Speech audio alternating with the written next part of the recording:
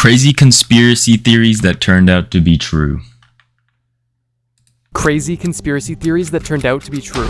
Operation Acoustic Kitty. During the Cold War as a whole, and specifically during the... What type of name is that? Operation Acoustic Kitty? What could that possibly mean?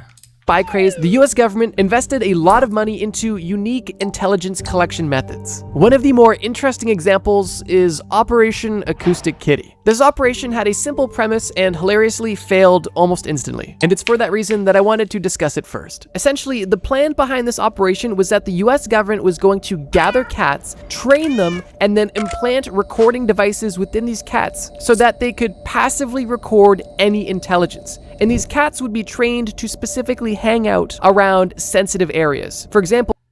What?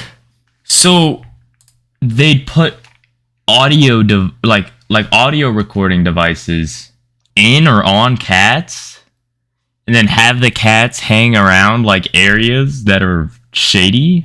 That's definitely an interesting idea, for sure. Outside government buildings, windowsills of important offices, social places that important people may hang out, and stuff along those lines. The theory was that if these cats were simply present in places where secret conversations were taking place, nobody would question a cat being around, and nobody would have their guard up against that. Little did they know, the cat would secretly be recording their information, feeding intelligence directly to the CIA. On paper, it kind of almost makes sense because, I mean, think about it. Everybody when they see a cat in public talks to it, and who knows, some people when they're down on the luck, they talk to their pets, they describe their life to their pets, so potentially if there was a Russian spy hanging out near Washington, D.C., and he was just having a bad day, maybe he would have saw a stray cat and, you know, told it exactly what it was planning to do.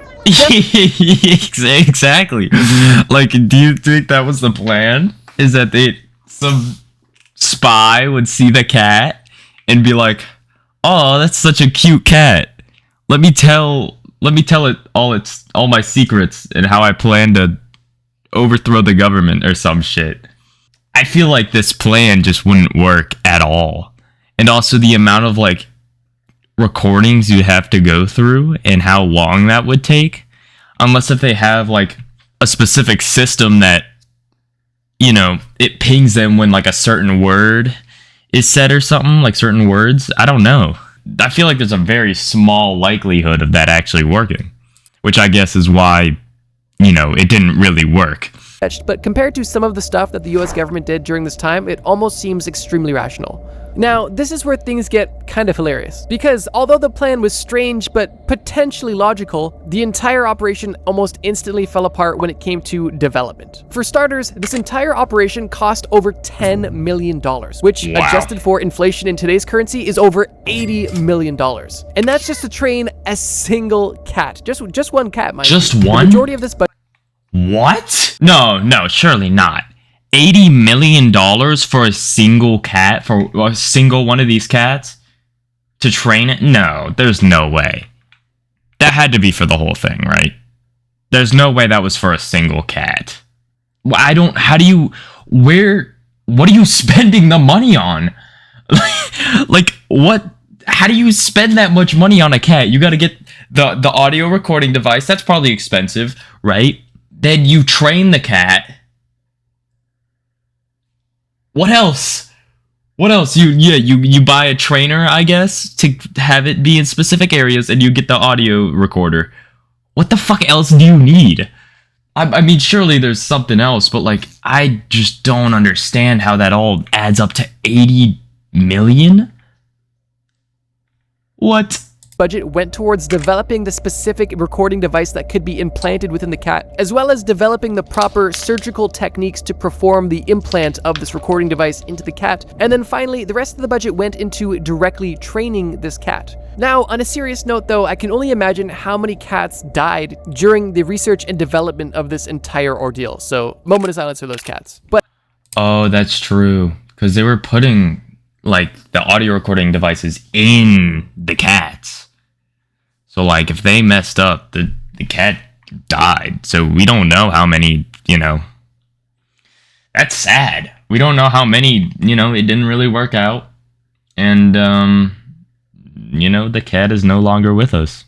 I mean, I don't know how long. This was long ago, wasn't it? The cat wouldn't be with us anyway now. But that's still sad.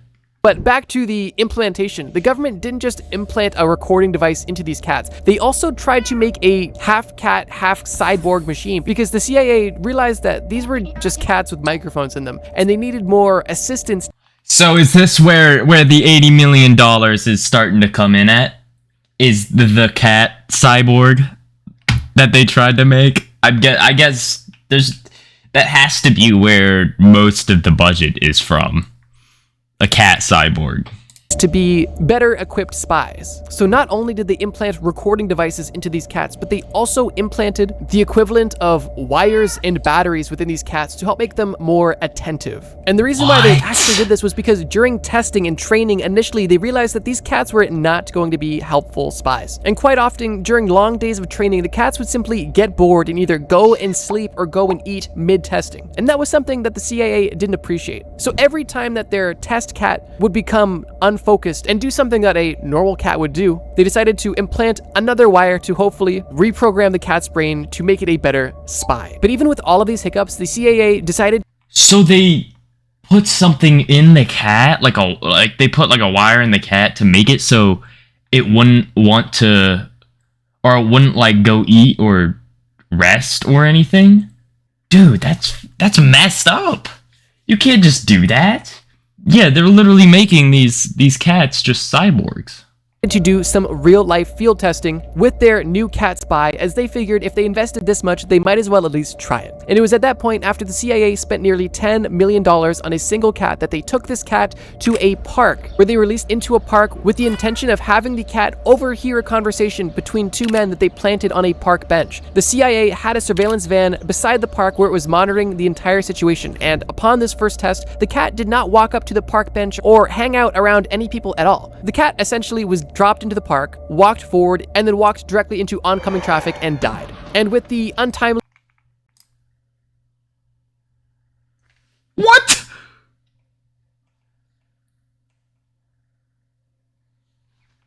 What? What do you... What? They dropped off the cat? And it just fucking ran in the street and got hit by a car? What? Dude, that's crazy. Also, I was wondering how they would get the cat to, like, go up to the specific people that they wanted. Like, how would they get the cat to do that? Because obviously they're going to place the cat pretty far away from the people that they wanted to spy on. So how do you get the cat to go over to the people? That's sad. Like, they literally spent just like $80 million on a cat, and then it just ran in the road and got ran over. And tragic death of this cat, Project Acoustic Kitty, died as well. And this project is kind of funny, but at the same time upsetting, because at least one cat died, and I can only imagine how many cats they tested their implants and experimental surgeries on, so. Oh, and did I mention that this video gets darker as the list goes on? Yeah, this is the most tame entry on this list. Let's keep going. The BCCI scandal. I mean, like, it's silly, I guess, but it's also sad. It's like, a good amount of cats fucking died because they were trying to plant wires and shit in the cats. Like, that's sad. The BCCI, or Bank of Credit and Commerce International, was a global bank that was founded in 1972 by a Pakistani financier. This bank claimed to offer an anti-colonial alternative to Western banks. Its ultimate mission was to break financial barriers for third world countries. But in reality, this bank used fluffy buzzwords to cover up billions of dollars worth of bank fraud. Let me explain. In its first 10 years of business, the BCCI was growing rapidly, and it had over 4,000 branches in 78 countries and had assets valued at over $20 billion USD. And at this time, It was the 7th largest private bank in the world. Pretty impressive, and once again, noble, because they're just here to help out the little guys, right? Well, unfortunately, their image didn't last long, because large banks, specifically Western banks and other financial institutions, became very suspect of the success of BCCI. And during the 1980s, financial regulators and intelligence agents... Is this, like, are all these... Why is my camera blurry? Anyway, is this, like, only American shit? Or, like, could this be any country? I guess none of the banks were really... or at least it showed that none of the banks were in, like, America. So, I don't know. agencies began to express their concerns that BCCI may be poorly regulated, to put it kindly. And not too long after these concerns began bubbling, investigations began and revealed the true purpose of BCCI. And the fact that this bank was involved in a massive money laundering scheme, as well as multiple other financial crimes. And not only that, but was also intentionally and successfully illegally gaining a controlling interest in a major American bank, something it was not allowed to do. In 1991, almost 20 years after BCCI was founded, it became the focal point of a massive regulatory battle. And on July 5th of that year, bank regulators in 7 different countries raided and locked down branch offices during an operation that was known as Operation Sea Chase. And during What? So they just raided it? They just fucking they came in with guns and locked the doors and pretty much what did they do after that? I guess we'll see. They did this because they were like, yeah, something's fishy. Something's going on, right? This can't be right. the investigations that followed this operations, investigators from the US and UK determined that the BCCI wasn't set up to help the little guy, but it was set up deliberately to avoid centralized regulatory review, and operated strategically in bank secrecy jurisdictions, where they do not need to disclose the same amount of information that Western banks may need to. Due to the lack of regulation, this bank had become the global hub for money laundering, which directly benefited and supported terrorist groups and massive drug lords globally. And on top of that, the BCCI was literally a Ponzi scheme that was run by its executives. And in 1991, when the bank was officially defunct, over $10 million were stolen directly from customers. 10 billion? He said $10 billion? Of this bank, and simply never accounted for. The bank that simply wanted to get away from Western banks and help the little guy and break financial barriers for third world countries actually just ran a massive Ponzi scheme that not only subsidized terrorism, dictatorship, and drug trade, but also literally stole billions of dollars from their customer base as well too. The tactics used by BCCI are still used today in more recent massive Ponzi schemes, like for example, FTX, both of which— That's crazy that a bank is able to just get away with that for how long? He said 20 years? Dude, that's insane with the amount of shit and money laundering it was doing, and just being able to get away with that for that's a long ass time. Which were giant Ponzi schemes that acted outside of the US government's jurisdiction. And I'm not saying that the US government should control all financial activity, but shady players definitely love to avoid US regulation. And while being defrauded out of billions by your bank sounds awful, it's still not nearly as bad as some of the entries on this list. Okay, this might be off topic, but what do you use to listen to music? Chances are they're not as good as today's video sponsor, Break. Yep, sorry buddy, I'm just gonna skip that. Yep. The FBI spying on John Lennon. We're already back to the Cold War. During this time, a lot of stuff went down, so expect to hear about it a lot in my conspiracy series. Regardless, during this time, there was a battle of ideologies taking place. Capitalism versus communism. And during this time, in the 1960s and 1970s, communism was growing in popularity domestically within the US. And this fear sparked the US government to start a program known as COINTELPRO. And while— Dude, communism at this fucking time, and we were talking about this Tuesday a little bit. Dude, it just people were scared of that shit, man. That was that had people terrified. I still don't understand why the fear of communism was so high.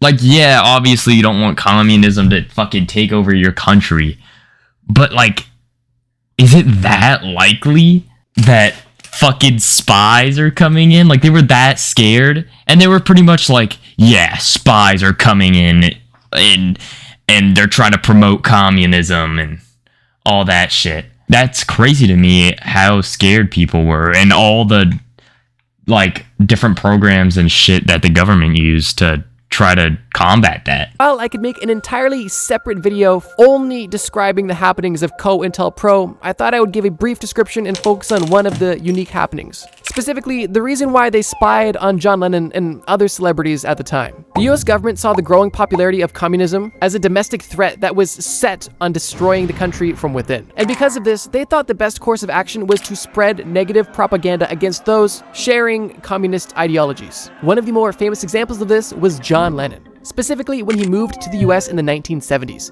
He was one of the most famous people in the world at the time, and he was very outspoken politically, which made him a target for the FBI's surveillance, specifically because they feared his influence on young voters. Ordered by J. Edgar Hoover. So what, they thought he was going to try to spread communism? Is that what they thought? They thought John Lennon was trying to spread communism and, I don't know, I guess have it fucking take over like everyone feared? Lennon was closely monitored by the FBI and was even threatened with deportation over his political views. Now, obviously, COINTELPRO did a lot more than just spy on John Lennon, but I thought it was an interesting point to focus on for this short segment. But beyond the debatable motivations of COINTELPRO, it was unsurprisingly operating illegally, primarily undermining the First Amendment rights of civilians. There was actually a leaked COINTELPRO memo that proposed a plan to expose the secret pregnancy of famous actress Jean Seberg because she was a financial supporter of the Black Panther Party, a party that was pushing Marxist-Leninist ideals. And the reason why the FBI wanted to expose this pregnancy was because it could possibly cause her embarrassment or tarnish her image with the general public. Now, keep in mind, at the time, it wasn't fully confirmed. That's such a crazy thing to do, though. Like, what? They'd expose that she's pregnant? Yeah, because, like, I guess what they said was, like, what, it would like embarrass her or ruin her image or something, but that's just such a weird, I don't know, I feel like that's such a weird thing to do. I guess, I don't know, to make people not like want to agree with her with what she was supporting. Confirmed or even known that the government was literally spying on and actively discrediting those with communist views. But some people had a suspicion. And although in 1972 Richard Nixon won the election, the entire operation of COINTELPRO was exposed. And these expositions led to a congressional investigation into exactly what the FBI was doing with COINTELPRO. And this investigation fortunately exposed exactly what the FBI was doing and led to massive reforms within the intelligence community, primarily by reducing the FBI's power as a whole. And it was with that congressional hearing that the COINTELPRO program was ended, although it did still operate from 1956 all the way up until 1971.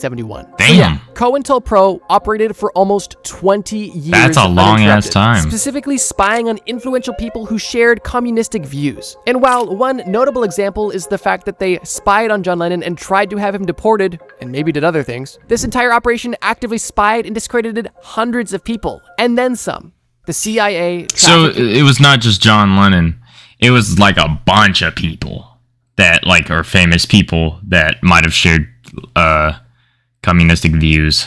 Cocaine. This story's wild and takes a few turns, so buckle up. Our story begins in Panama, a relatively small country, but a country that is extremely vital to the US military and global economy, specifically because of its canal, the Panama Canal. Throughout the 20th century, America actually ran the Panama Canal directly, with military bases spread across the entire canal. And this was strategic for the US government because during this time, once again in the Cold War, the USA was specifically concerned with Russia trying to get a bit friendly with South America. And because of that, the Panama Canal was a good checkpoint to make sure that everything was going to America's liking. And because of how strategic the Panama Canal was to America, America and Panama had a very good relationship. Now this is where things get interesting, because at the time, the head of military intelligence in Panama was Manuel Noriega, someone who was previously trained by the FBI in general technical skills and leadership skills, something that America did for a lot of South American leaders to gain favor, essentially thinking that if they could train South American countries how to have strong leaders, they would be more faithful to America, the country. Oh, so the FBI and like America would train them, so not only would they just like, you know, obviously be good at what they're trying to do, but then also to gain a good relationship with America. I mean, hey, that's smart. I won't lie, that's pretty smart. To have stronger leadership. And Panama was no different. But like I said, this is where things get sticky, because Noriega was an asset to the American government because he was actively controlling the Panama Canal through his position as the military intelligence leader. But he was also playing both sides of the field, because not only was he acting essentially as a spy for the US government, but he was also acting in his own self-interest as a drug smuggler, specifically by providing protection to drug shipments going from South America to North America and globally. Oh, so he also smuggled drugs. Oh. Okay. I see. I think I kind of see where this is going a little bit. Now this is a conundrum, similar to the Iran-Contra affair, which I discussed in the last conspiracy theory video. But in regards to this situation, the government is actively having an ally who is helping them, but is also actively protecting drug smugglers from his own country and other South American countries, and essentially letting them traffic their drugs onto American soil. The question is, did America know, and how much did they know? And while we can't know for sure, it's heavily assumed that the government knew exactly what was going on, and not only allowed it, but also protected it. I feel like there's no way the US government... Really? Yeah, I mean, that's totally possible that they just knew about it, and then, you know, either to keep good business relations or just, like, benefited them to just keep it, and then also kind of, like, even protect it, you know, or just act like they didn't know. Wasn't aware of this because in 1972, the US government actually planned on potentially assassinating Noriega because of the smuggling that was going on, but they didn't because they deemed he was too much of an asset. It makes you wonder, because why would they consider assassinating an asset? So they planned on killing him because of that, but then took it back because he was too important? Asset if they weren't doing anything wrong. Unless, of course, they knew they were doing something wrong, which was later exposed. That was until 1989. As time went on, Noriega became less and less useful to the US government as the Cold War came to a close and the war on drugs began to grow. And Noriega was becoming less of an asset and more of a liability and a target. And because of this, so, god damn it, my camera.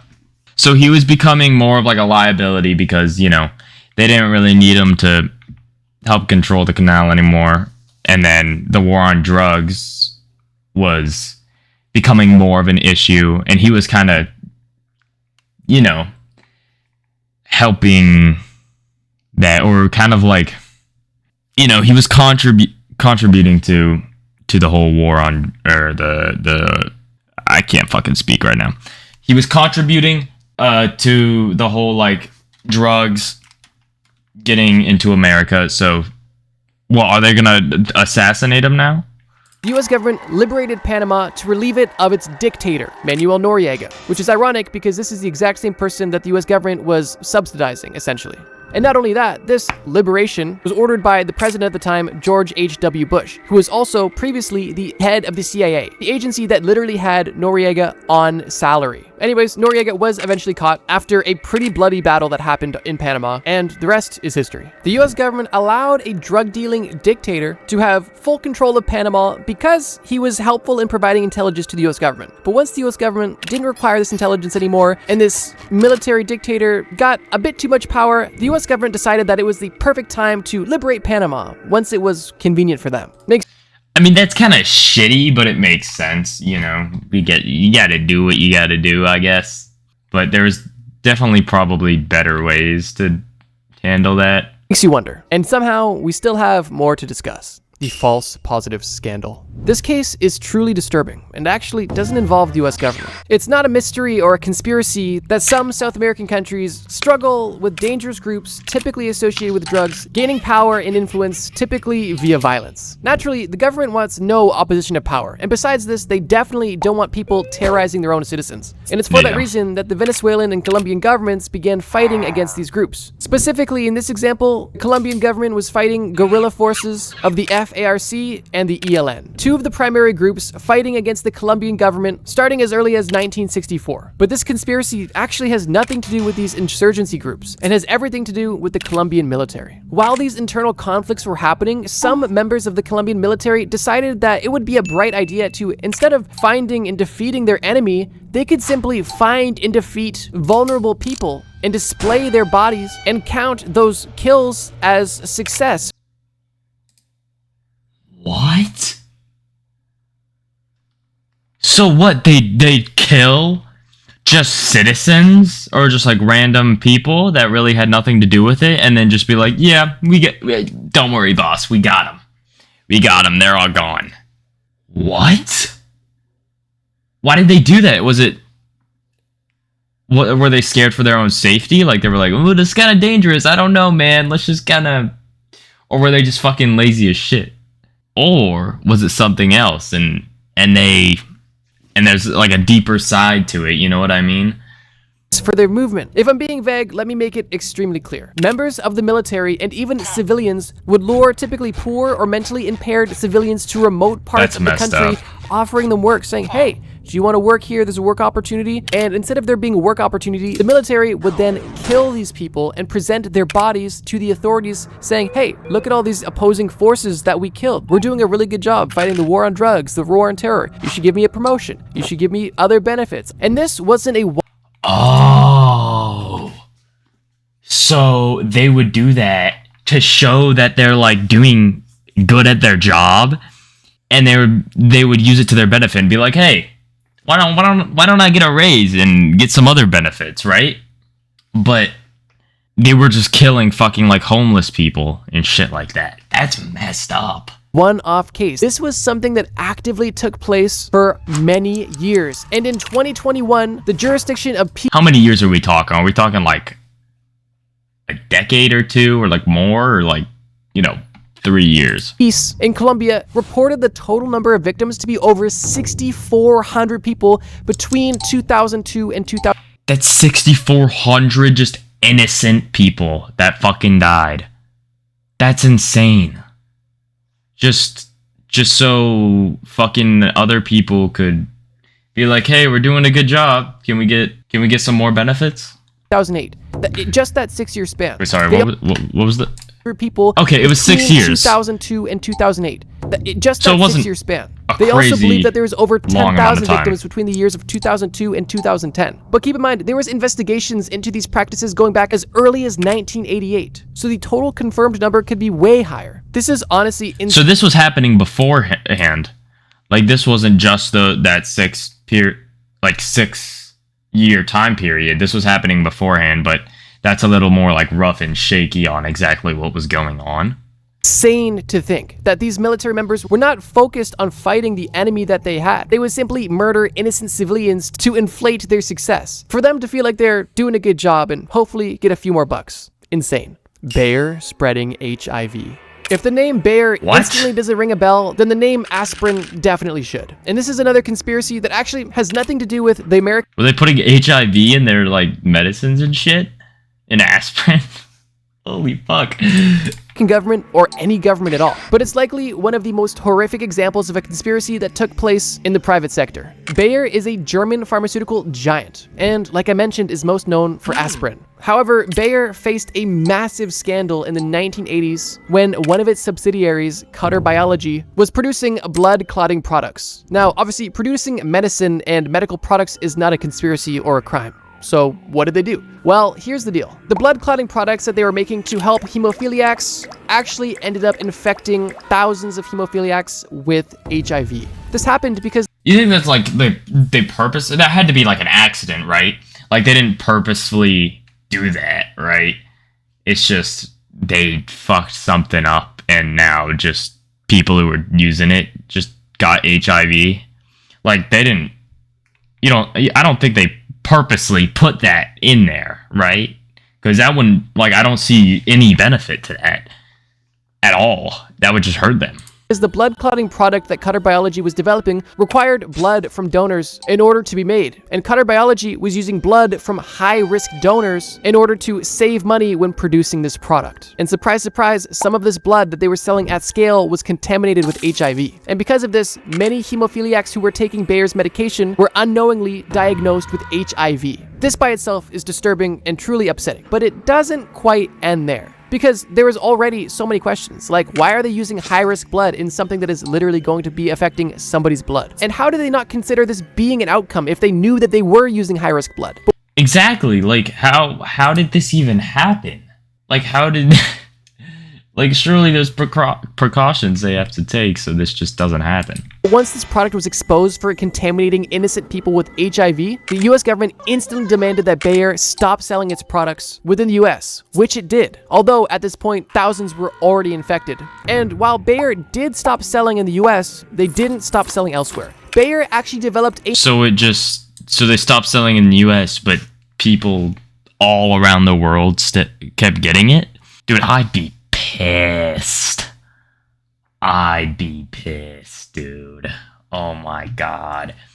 Imagine you have fucking HIV, because of the, I guess, treatment you were getting, and they just like fucked it up. Another product using safer blood, no risk blood, and they sold them in Western markets. Yet at this time, when they had developed a safer version of this product and knew that their old product was still giving people HIV, they sold their updated product in Western markets, but they still continued to sell their old product in these South American and Asian countries where they knew they were actively infecting people with HIV. Is that so, like, because it's cheaper, you know, they've already made it, so they just kept selling it? Bayer continuing to sell these products resulted in around 20,000 people being infected with HIV, and it's one of the most blatant examples of corporate corruption and misconduct. After infecting tens of thousands of people and killing hundreds and thousands of people through the infection that they gave people, obviously justice was served, right? No. Not one person at Bayer or Cutter Biological served any time in prison or was given any personal repercussions. Dude, that's messed up. Like, if something that big happens, like, you have to have repercussions at that point. That's just disappointing. Really, that's just nobody, like, they were, thousands of people died and no one got any repercussions or anything.